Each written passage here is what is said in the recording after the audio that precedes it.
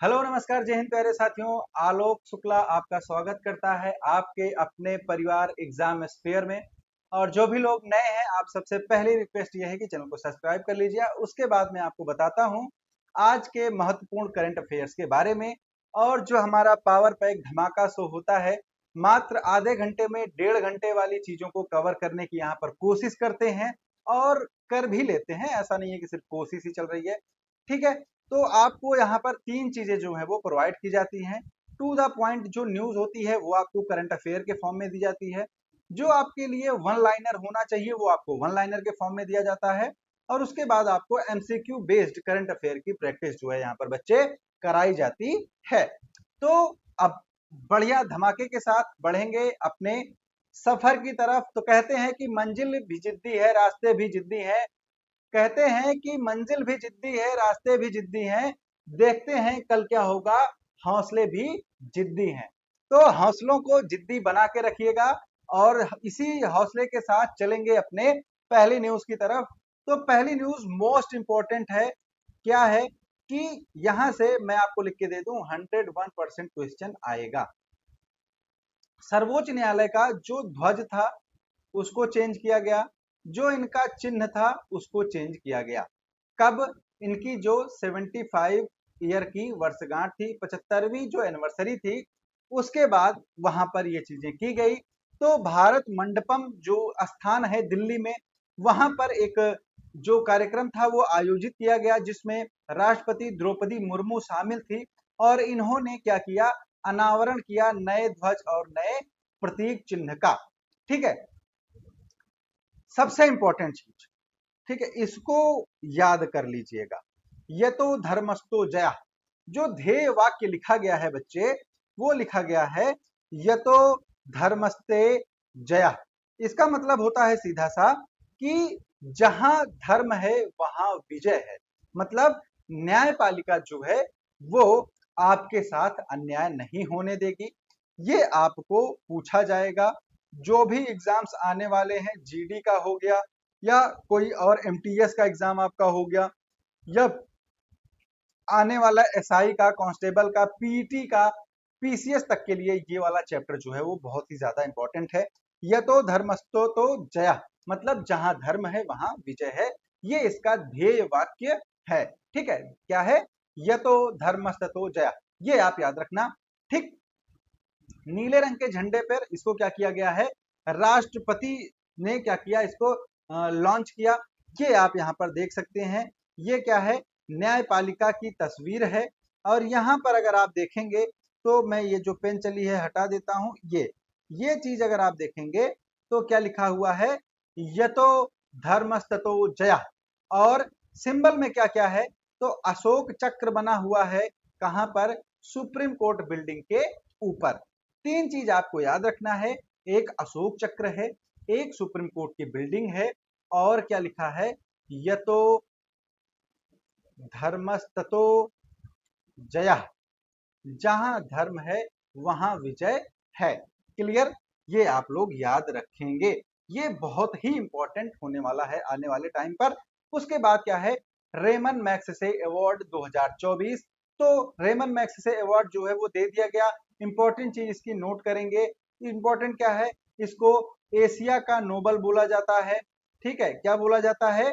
Asia का Nobel पुरस्कार इसको बोला जाता है। ठीक है, इस बार दिया कितने लोगों को गया, तो 4 व्यक्तियों को दिया गया और एक संस्था को दिया गया। ठीक है, तो टोटल कितना दिया गया है, 5 रेमन मैग्सेसे अवार्ड जो है वो प्रदान किया गया है। अगर रेमन मैग्सेसे अवार्ड की बात करें, इसकी पृष्ठभूमि की बात करें, तो इसको जो फिलीपींस के पूर्व राष्ट्रपति थे उनके नाम पर रखा गया है। इनको अवार्ड दिया गया था चैंपियन ऑफ द मासेस। और इसके बाद इनके नाम पर एशिया में कुछ अच्छा करने वालों को एक अवार्ड दिया जाने लगा जिसका नाम रखा गया रेमन मैग्सेसे पुरस्कार। ठीक, अब देखिए आपके सामने ये लिस्ट है जिनको जिनको ये पुरस्कार दिया गया है। तो कर्मा फुनसो कहां से हैं? भूटान से। इन्होंने लॉर्डेन नामक एक संस्था की स्थापना की थी 1999 में। गुयेन थी वियतनाम के हैं। इन्होंने युद्ध के दौरान एक डॉक्टर के रूप में निष्काम भाव से सेवा की थी। और उसके बाद फरवीजा फरहान है, ये इंडोनेशिया की हैं। तो फरवीजा फरहान ल्यूजर इकोसिस्टम जो है इसको बचाने के लिए एक हाका नामक संस्थान या फिर एसोसिएशन की स्थापना इन्होंने की थी। यहाँ पर इंपॉर्टेंट हो जाती हैं मियाजाकी हयाओ, ये जापान के क्या हैं, फिल्म डायरेक्टर हैं। क्या हैं, फिल्म डायरेक्टर हैं। इनको दिया गया है ये अवार्ड किसके लिए, अपनी फिल्मों के लिए। एक इनकी मूवी है स्पिरिटेड अवे, ठीक है, स्पिरिटेड अवे इनकी मूवी है। ये मोस्टली क्या है, कार्टून मूवी बनाते हैं। जो एनिमेशन आप लोग देखते हैं, एनिमेशन वाली मूवी इनको ज्यादा पसंद आती है, तो ये उसके डायरेक्टर हैं। एक संस्था भी है जिसको रेमन मैक्स से 2024 के अवार्ड दिया गया, कहाँ की है, थाईलैंड की। इसका नाम है रूरल डॉक्टर मूवमेंट, ठीक है। ग्रामीण क्षेत्रों में स्वास्थ्य सेवा प्रदान करने के लिए ये जानी जाती है, तो इसको भी रेमन मैक्स से अवार्ड जो है वो प्रदान किया गया है। इसके बाद न्यूज है नॉट मच इंपॉर्टेंट, डिजिटल कृषि मिशन को मंजूरी दी गई है, ठीक है, क्लियर। यहाँ पर एक वर्ड है एग्री स्टैक, ठीक है। एग्री स्टैक आपको यहाँ पर ध्यान में रखना है। एग्री स्टैक क्या है, जैसे आप लोग के पास आधार कार्ड है, वैसे ही किसानों के लिए एक पहचान पत्र होगा जिसका नाम होगा एग्री स्टैक, क्लियर। बस यही है। ये क्या है, किसानों के लिए एक विशिष्ट आईडी है जिसमें फसल रजिस्ट्री और इसके जो मतलब लेन देन खरीद सब कुछ यहाँ पर क्या किया जाएगा, कवर किया जाएगा, ठीक है, क्लियर है। उसके बाद इसमें ऐसा कुछ भी इंपॉर्टेंट और नहीं है। फिर उसके बाद आपके पास एक सैन्य अभ्यास है जिसका नाम है वरुण अभ्यास। ये होता है इंडिया और फ्रांस के बीच में, ठीक है। किसके किसके बीच में, इंडिया और फ्रांस के बीच में वरुण अभ्यास जो है वो होता है। ये आप याद रख लेंगे। इस बार कौन सा था, तो 22वां इसका संस्करण था, 22वां एडिशन था, ठीक है। इसमें P8I एक विमान है। क्या है, P8I एक विमान है जिसने पहली बार इसमें हिस्सा लिया है, तो इसको आप याद रखेंगे। आयोजित कहाँ हुआ, भूमध्य सागर के ऊपर आयोजित हुआ, तो इसको आप याद रखेंगे, ठीक। स्टार्ट कब हुआ था, तो ये एक नौसैनिक अभ्यास है, मतलब जल सेनाओं का अभ्यास है। 1993 में ये बेटा स्टार्ट हुआ था, लेकिन जो इसको अभ्यास वरुण नाम दिया गया, वो नाम दिया गया 2001 में, ठीक है। तो 2001 में इसका नाम क्या कर दिया गया, अभ्यास वरुण कर दिया गया। तो इंपॉर्टेंट चीजें आप लोग यहाँ पर याद रखते हुए आगे बढ़ते रहेंगे, बिल्कुल भी आपने घबराना नहीं है। ये आप देखेंगे तो ये क्या है, P8I विमान है, ठीक है। एक बार अगर देखें तो वरुण अभ्यास जो है वो आयोजित किया गया, किसके किसके बीच में होता है, इंडिया और फ्रांस के बीच में ये आयोजित किया जाता है। कब से, 1993 से आयोजित किया जाता है। लेकिन जो नाम मिला ऑफिशियल इसको वरुण, वो कब मिला, वो मिला 2001 में, ठीक है। कब मिला, 2001 में। आयोजित कहाँ होता है, तो मेडिटेरियन सी जो है, भूमध्य सागर, ठीक है। कहाँ, भूमध्य सागर पर ये आयोजित किया गया, ठीक, क्लियर। चलिए, अब इसके बाद किसानों के लिए 7 योजनाओं को मंजूरी दिया है कैबिनेट ने, ठीक है। अब ये 7 योजनाएं कौन कौन सी हैं, इन योजनाओं को यहाँ पर देखेंगे, ठीक।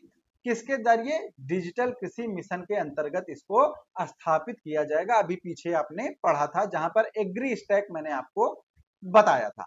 पहली योजना है बच्चे, खाद्य एवं पोषण सुरक्षा के लिए फसल विज्ञान योजना, ठीक है। इसमें क्या है कि जलवायु परिवर्तन के हिसाब से कौन सी फसल उगानी है उसके बारे में किसानों को तैयार किया जाएगा।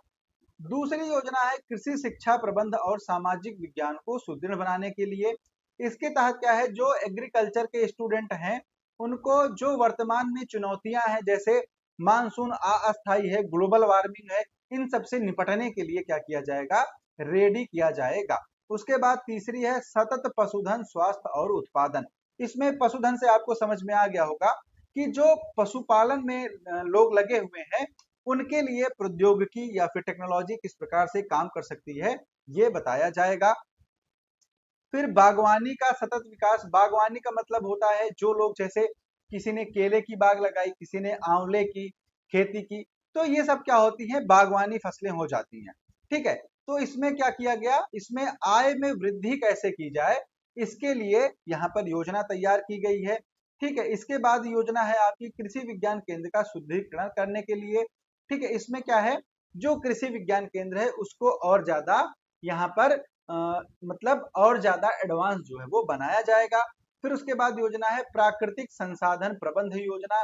ठीक है, इसमें क्या है, इसमें जो आपके नेचुरल रिसोर्सेज हैं, ठीक है, उनका लिमिटेड दोहन हो और अच्छे से आने वाली पीढ़ी के लिए हम उसको बचा के रखें और अपना भी काम वहां पर चलता रहे। इन सब चीजों के बारे में यहाँ पर जो है वो योजना बनाई गई है। ठीक है, चलिए अब इसके बाद एक इंपॉर्टेंट न्यूज है उत्तर प्रदेश के लिए।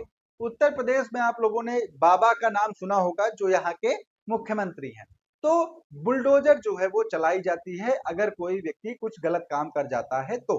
ठीक, तो अब इस बुलडोजर व्यवस्था की आलोचना की है माननीय सुप्रीम कोर्ट ने। किसने, सुप्रीम कोर्ट ने इसकी आलोचना की है। ठीक है, बुलडोजर न्याय जो इसको बोला जाता है। ठीक है, तो क्या की, बुलडोजर न्याय की आलोचना की और बोला कि इसके लिए ना एक प्रॉपर पहले गाइडलाइन होनी चाहिए कि किस प्रकार आप किस बेस पे घर को गिरा रहे हैं, क्या अपराध होगा उसके लिए घर गिराया जाएगा। ऐसे ही नहीं कि किसी ने कुछ किया और मामला सोशल मीडिया में हाईलाइट हो गया तो आप घर गिरा दिए, ये बिल्कुल भी गलत है। ठीक, न्यायालय ने ये बोला कि अगर किसी का बेटा जो है वो बिगड़ा हुआ निकल जाता है तो उसमें उसके बाप की गलती नहीं है। ठीक है, क्लियर, तो इसलिए उसका घर आप नहीं गिरा सकते हैं और मेरे हिसाब से ये फैसला सही भी है।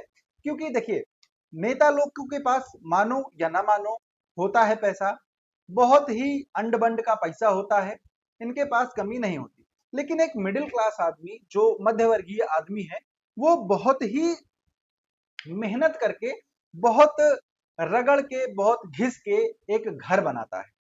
ठीक है, क्योंकि महंगाई आप लोगों को पता है, सीमेंट, मोरंग, गिट्टी, मजदूरी, ठीक है, राजगीर, मिस्त्री, लेबर सब कुछ लगते हैं। एक घर को कंप्लीट करने में एक मिडिल क्लास आदमी को 2 से 4 साल लग जाते हैं और आप 2 से 4 मिनट में, चुटकियों में घर को गिरा देते हैं। तो ये जो जस्टिस का सिस्टम है ये बिल्कुल भी सही नहीं है। ठीक, तो इसकी आलोचना किसने की है, इसकी आलोचना की सुप्रीम कोर्ट ने और राज्यों को और सरकारों को इसके लिए एक प्रॉपर दिशा निर्देश जारी करने के लिए बोला है। ठीक है, तो ये थी आपकी बुलडोजर वाली न्यूज। उसके बाद एक अपॉइंटमेंट की न्यूज है, वी सतीश कुमार को आईओसीएल का अतिरिक्त प्रभार जो है वो प्रदान किया गया है। बस इतना ही याद रखना है। ठीक है, Indian oil association corporation limited, IOCL, क्या हुआ, इंडियन ऑयल कॉर्पोरेशन लिमिटेड, इसका जो अतिरिक्त प्रभार दिया गया है वो दिया गया है वी सतीश को। ठीक है, किसको, वी सतीश को इसका अतिरिक्त प्रभार दिया गया है। ठीक है, इसके पहले श्रीकांत माधव वैद्य इसके चेयरमैन थे, इनका कार्यकाल जो है वो कंप्लीट हो गया तो उनकी जगह पर इनको रखा गया है, इंपॉर्टेंट नहीं है। फिर आ जाएगा आपका पेरिस पैरा ओलंपिक 2024। अभी तक हमारे 25 पदक जो है वो हो चुके हैं और बाकी जो है वो कल आपको अपडेट मिलेगा। मतलब क्या होता है, वो पेरिस में हो रहा है तो जो अपडेट्स आती हैं बच्चा वो लगभग लगभग रात में आती हैं, तो सुबह की क्लास में उनको कंक्लूड करना थोड़ा सा टफ हो जाता है। तो अभी तक 25 अवार्ड जो है, 25 मेडल जो है वो हमको मिल चुके हैं। ठीक है, इसमें सबसे पहला मेडल आया था अवनी लेखरा का, गोल्ड मेडल, शूटिंग में, राइफल शूटिंग करती हैं ये। फिर मोना अग्रवाल का इसी इवेंट में ब्रॉन्ज मेडल था, ये फर्स्ट थी, ये थर्ड थी। फिर सेम डे प्रीति पाल रनिंग में, मतलब दौड़ में ब्रॉन्ज मेडल जीतती हैं। फिर उसके बाद सिलसिला चल पड़ता है, मनीष नरवाल सिल्वर मेडल जीतते हैं, रुबीना फ्रांसिस ब्रॉन्ज, प्रीति पाल 2 मेडल जीतने वाली पहली महिला बनती है यहाँ पर, निषाद कुमार सिल्वर मेडल यहाँ पर प्राप्त करते हैं। ठीक, तो जब पेरिस पैरा ओलंपिक खत्म हो जाएगा तो एक बार हम क्या करेंगे, एक बार इस पर फिर से एक सेशन पूरा पेरिस पैरा ओलंपिक का करेंगे। ठीक है, उसके बाद Yogesh Kathuniya silver medal, Nitish Kumar gold medal, Manisha Ramdas bronze medal, Thulasimathi Murugesan silver medal, Suhas Yathiraj, इनको आप जानते होंगे, ये IAS ऑफिसर भी हैं, ठीक है, इनको सिल्वर मेडल, बैडमिंटन प्लेयर हैं ये, ठीक है।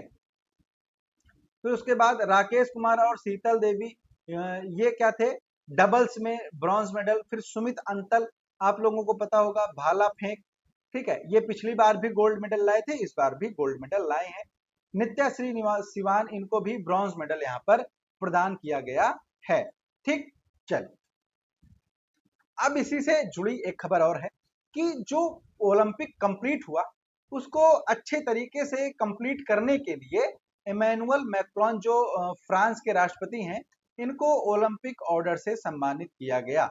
और एक भारतीय भी हैं जिनको इससे सम्मानित किया गया था, उनका नाम है बच्चा अभिनव बिंद्रा, ठीक है, क्या है, अभिनव बिंद्रा, ठीक है। अभिनव बिंद्रा को यहाँ पर ओलंपिक ऑर्डर से सम्मानित किया गया था और ये सम्मान पाने वाले ये पहले भारतीय बने थे, तो ये भी आप यहाँ पर याद रखेंगे। दिया कौन, अंतरराष्ट्रीय ओलंपिक समिति ने इसको दिया, ठीक है, क्लियर। उसके बाद एलसी पैलेस में ये अवार्ड जो है इनको प्रदान किया गया, बाकी आपको पढ़ने की जरूरत नहीं है। अगला शीतकालीन 2026 का जो ओलंपिक है वो मिलान और इटली में आयोजित किया जाएगा, ठीक है, क्लियर, क्लियर सभी को, ठीक है। हाँ सॉरी, ये 2028 वाला लॉस एंजल्स में आयोजित किया जाएगा, ठीक है, ये यहाँ पर नहीं है, ठीक। तो अगला जो ओलंपिक है, मतलब हर 4 साल पे होता है, ये आपको पता है। तो 2024 वाला कहाँ हुआ, 2024 वाला हो गया आपका फ्रांस में, पेरिस में। इसके पहले जो 2020 में हुआ था, ये हुआ था चाइना बीजिंग में, ठीक है। अब 2032 वाला कहाँ होगा, 2032 वाला होगा लॉस एंजल्स में, ठीक है। तो ये तीनों आप आगे पीछे का याद रखेंगे, आपसे पूछा जा सकता है, ठीक। अब यहाँ पर एक मोस्ट इंपोर्टेंट न्यूज है, ठीक है, पेपर में अभी शायद नहीं आएगी, लेकिन आप लोगों की जानकारी के लिए है कि पश्चिम बंगाल में एक बिल पेश हुआ, एंटी रेप बिल, जिसको अपराजिता एंटी रेप बिल के रूप में जाना जा रहा है। इसमें यह है कि अगर कोई किसी महिला के साथ रेप होता है, ठीक है, ऐसी चीजें ब्रीफ करने में भी थोड़ा अजीब लग जाता है, ठीक है, तो भगवान न करे किसी के साथ हो, लेकिन इन केस ऐसी घटनाएं अगर घटित होती हैं तो इस केस की जांच 21 दिन में पूरी करनी होगी और बहुत ज्यादा परिस्थितियों में 15 दिन इसको बढ़ाया जा सकता है। अगर पीड़िता कोमा में चली जाती है या फिर उसकी डेथ हो जाती है तो 10 दिन के अंदर रेपिस्ट को फांसी दे दी जाएगी।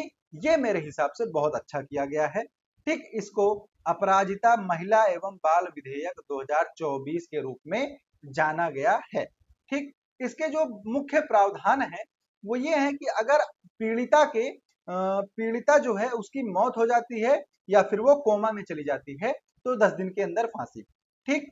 पेरोल के बिना उम्र कैद दिया जाएगा, जांच 21 दिन में पूरी होगी, 15 दिन तक बढ़ा सकते हैं। अपराजिता टास्क फोर्स बनाई जाएगी जिसका जो नेतृत्व है वो कौन करेगा, डीएसपी लेवल का अधिकारी करेगा, ठीक है, क्लियर। चलिए आगे चलते हैं। अगला क्या है, जो आप लोगों ने पढ़ा होगा, मैंने बताया भी था, एक सेशन भी है उसका, ऑपरेशन तरंग शक्ति। ये किसके द्वारा है, ये भारतीय वायुसेना के द्वारा आयोजित किया जा रहा है, ठीक है, किसके द्वारा, भारतीय वायुसेना के द्वारा आयोजित किया जा रहा है, ठीक है। क्या, तरंग शक्ति 2024, ये इसका क्या है, दूसरा चरण है। कौन सा, दूसरा चरण है, ठीक। अब इसको यहाँ पर आयोजित किया जा रहा है, ऑस्ट्रेलिया, ग्रीस, श्रीलंका, ये सारे यहाँ पर आए हैं। एक तरह से आप इसको बोलें तो ये सबसे बड़ा वायु सैन्य अभ्यास है किसका, भारत का, ठीक है। इसमें लगभग लगभग 30 देशों की सेना जो है वो पार्टिसिपेट कर रही हैं। हो कहाँ रहा है, ये जोधपुर में आयोजित किया जा रहा है, क्लियर सभी लोगों को, समझ में आया। उसके बाद है नरेंद्र मोदी ब्रुनेई जाने वाले पहले प्रधानमंत्री बने। तो आप सब लोगों को पता होगा कि ब्रुनेई ये क्या है, गल्फ कंट्री है, ठीक है, क्या है, गल्फ कंट्री है। अब इस गल्फ कंट्री में क्या किया गया, यहाँ पर नरेंद्र मोदी ने इसका दौरा किया, और वो पहले ऐसे प्रधानमंत्री हैं जो कहाँ गए, ब्रुनेई गए, और इनको यहाँ पर गॉर्ड ऑफ ऑनर भी दिया गया। यहाँ के जो राजा हैं, ब्रुनेई के जो राजा हैं, नाम उनका थोड़ा अटपटा है तो मुझे याद नहीं आ रहा है। इनकी लग्जीरियस लाइफ के बारे में अगर मैं आपको बताऊं तो इनके पास लगभग 8,000 कार है। एक एक महल है जो विश्व का सबसे आलीशान महल है। ठीक है, इनका जो दाढ़ी बनता है वो लगभग 50 लाख रुपए का दाढ़ी बनता है। चार्टर प्लेन से नाई आता है विदेश से। ठीक, क्लियर। तो ये सारी चीजें क्या है, इनकी रईसी हैं। ठीक है, तो राजा हैं तो भाई उस हिसाब से रहना भी पड़ता है। उसके बाद लॉर्ड्स में आपका वर्ल्ड टेस्ट चैंपियनशिप का फाइनल खेला जाएगा। पिछला विजेता कौन है, या फिर पिछला मैच हुआ था आपको पता होगा तो ऑस्ट्रेलिया और इंडिया के बीच में। इसको जीता था ऑस्ट्रेलिया ने। ठीक है, किसने, ऑस्ट्रेलिया ने इसको जीता था। ठीक है, ये कराता कौन है, आईसीसी कराता है। जो टेस्ट क्रिकेट का पॉइंट टेबल होता है उसमें जो टॉप 2 टीम होती है, ऊपर की जो 2 टीम होती है, यही क्या करती हैं, इस फाइनल को खेलती हैं। तो अभी फिर से भारत और ऑस्ट्रेलिया ही टॉप 2 में है। देखते हैं कब कराया जाता है। ये होगा 11 से 15 जून के बीच में। ठीक है, लॉर्ड्स कहाँ है, इंग्लैंड में। ठीक है, क्या है, इंग्लैंड में है। और ये फर्स्ट टाइम WTC को आयोजित कर रहा है। तो ये यहाँ पर इंपॉर्टेंट हो जाता है। घोषणा हो गई है तो पेपर में आएगा। केंद्र सरकार ने 23वां लॉ कमीशन मतलब विधि आयोग का गठन किया। कर्ता कौन है, इसको राष्ट्रपति करते हैं, पहली बात तो ये याद रखना है। ठीक है, पुराने वाले के अध्यक्ष कौन थे, तो वो थे ऋतुराज अवस्थी, ये आपको याद रखना है। ठीक है, क्या है, ऋतुराज अवस्थी। जो हाई कोर्ट्स के या फिर सुप्रीम कोर्ट्स के जज होते हैं वो इसके अध्यक्ष बनाए जाते हैं। ठीक है, और इसमें जो एक तरह से पैनल होता है, इसमें एक पूर्णकालिक अध्यक्ष होते हैं और 4 पूर्णकालिक सदस्य होते हैं। तो टोटल 5 सदस्यीय ये आयोग जो है वो होता है। इनका जो मेन काम होता है बच्चे, वो ये होता है कि कानून को किस तरह से बेहतर बनाया जाए। ठीक, तो ये अपनी रिपोर्ट जो है वो देते हैं। जैसे जो 22वां था, ठीक है, 22वां विधि आयोग था, इन्होंने यूसीसी पर अपनी राय रखी थी, लेकिन इनकी रिपोर्ट जो है वो कंप्लीट नहीं हुई। उसके पहले ही क्या हुआ, आयोग समाप्त हो गया। ठीक, तो ये सारी न्यूज थी। अब आएंगे आज के वन लाइनर की तरफ। तो पेरिस पैरा ओलंपिक 2024 में सुमित अंतल ने किस स्पर्धा में गोल्ड मेडल जीता, भाला फेंक में जीता है। अपराजिता विधेयक किस राज्य में पारित किया गया, पश्चिम बंगाल में पारित किया गया। लखनऊ सॉरी यूपी के किस शहर में 3 दिवसीय सशस्त्र सेना महोत्सव का आयोजन किया जा रहा है, तो लखनऊ में इस आयोजन को किया जा रहा है। उसके बाद है ग्लोबल इनोवेशन इंडेक्स 2023 संस्करण में भारत का स्थान क्या है, तो भारत का स्थान है 40वां। ठीक है, कौन सा स्थान है, 40वां स्थान है। 2025 में WTC फाइनल कहां पर खेला जाएगा, तो इंग्लैंड के लॉर्ड्स क्रिकेट ग्राउंड में खेला जाएगा। ठीक है, ग्रामीण डॉक्टर मूवमेंट या फिर रूरल डॉक्टर मूवमेंट के लिए रेमन मैग्सेसे पुरस्कार जो दिया गया वो किस देश से संबंधित संस्थान है, तो थाईलैंड से संबंधित संस्थान है। आप लोगों को मैंने बताया था कि ये ग्रामीण क्षेत्रों में जो चिकित्सीय सेवा है उसको प्रदान करते हैं। हीरो मोटोकॉर्प के कार्यकारी उपाध्यक्ष कौन बने हैं, संजय भान बने हैं, इंपॉर्टेंट नहीं है। विश्व बैंक ने 2025 के लिए भारत के विकास दर को कितना बताया, 7%, ये भी इंपॉर्टेंट नहीं है। Akhil Bharatiya NCC army camp कहां आयोजित किया जा रहा है, नई दिल्ली में इसको आयोजित किया जा रहा है। ब्रुनेई की आधिकारिक यात्रा करने वाले पहले भारतीय पीएम कौन बने हैं, तो वो बने हैं नरेंद्र मोदी। ठीक है, कौन बना है, नरेंद्र मोदी। इसके बाद पैरा ओलंपिक में SL3 में व्यक्तिगत स्पर्धा के लिए जो स्वर्ण पदक जीता है वो किसने जीता है, वो जीता है नीतीश कुमार ने। ठीक है, वो बिहार वाले चाचा नहीं, ठीक है, पलटू राम वाले नहीं, ये नीतीश कुमार खिलाड़ी हैं।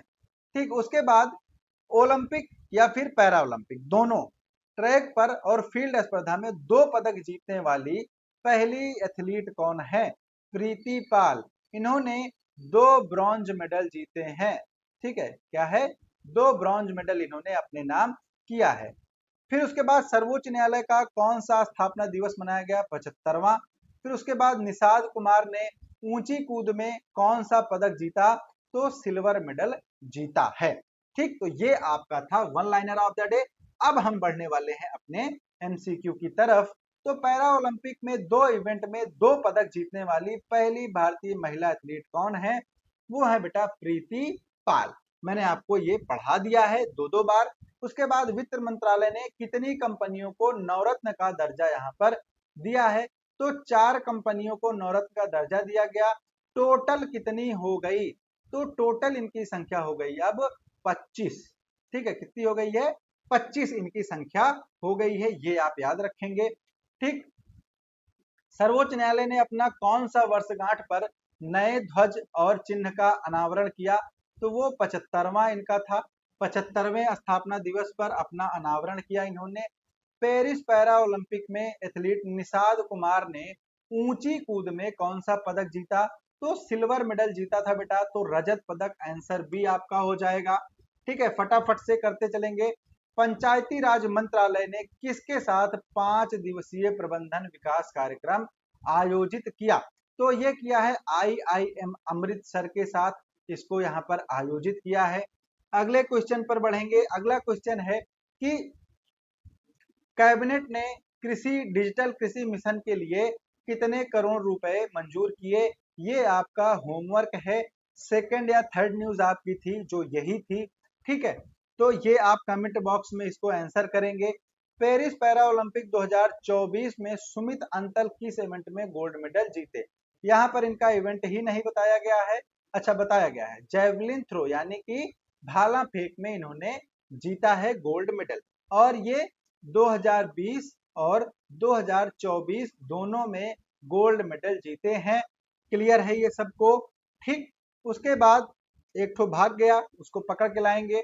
2025 में WTC चैंपियनशिप फाइनल की मेजबानी कौन करने वाला है? तो वो इंग्लैंड करने वाला है। उसके बाद आप देखेंगे कि रेमन मैक्स से 2024 रूरल डॉक्टर मूवमेंट के लिए कौन सा देश जो है वो जिम्मेदार है, मतलब संबंधित है? तो वो है आपका थाईलैंड। इसके बाद अगली न्यूज है आपके पास कि 3 दिवसीय सशस्त्र बल महोत्सव का आयोजन यूपी के किस शहर में किया गया? वो लखनऊ में आपका किया गया है। ठीक है, तो बेटा ये था आज का आपका करंट अफेयर। आपके पास अगर कोई सवाल है, कोई कंसर्न है, कोई दिक्कत है, तो आप यहाँ पर कमेंट में ड्रॉप कर सकते हैं। आप बाकी वीडियोस के भी कमेंट चेक कर सकते हैं। मैं पर्सनली सभी के रिप्लाई करता हूं। और यहाँ तक बने रहने के लिए आप लोगों का बहुत बहुत धन्यवाद। वीडियो अच्छी लगी हो तो सब्सक्राइब बटन दबा के लाइक शेयर कमेंट कर देना। मिलते हैं अगले सेशन में, तब तक के लिए आप सभी लोगों को प्यार भरा नमस्कार। जय हिंद, जय भारत।